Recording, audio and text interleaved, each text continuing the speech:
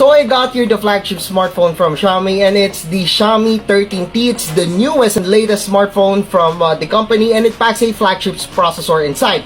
So specifically, we got here a Dimensity 8200 Ultra processor, which is quite new to our ears, but it is quite powerful processor. And as for the camera, as you can see in here, there's the Leica camera setup. We got here the 50 megapixel wide camera, a 50 megapixel telephoto camera, and of course a 12 megapixel ultra wide camera. And since we got here the branding of Leica, we also got here some cool features from Leica, including the Leica Vibrant or the Leica Authentic colors, whatever that you want dun sa mga shots na makukuha nyo dito with the Xiaomi 13T.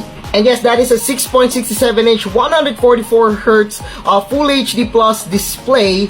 And this is an AMOLED display, that's why the colors are really good. And if mapapansin nyo, kita naman yung bezels dito side. There's no curves on the sides of the display of the smartphone, but it does look fine. And I'm pretty happy with that as long as we got here 144Hz na refresh rate, which is an advantage pagdating sa gaming. And of course, it's also smooth when navigating. So the variant that we got comes with 256 gigs of internal storage, and the one that we got also comes with an 8 gigs of RAM. But of course, meron tayong additional 3 gigs of memory that is getting from the main storage of the smartphone.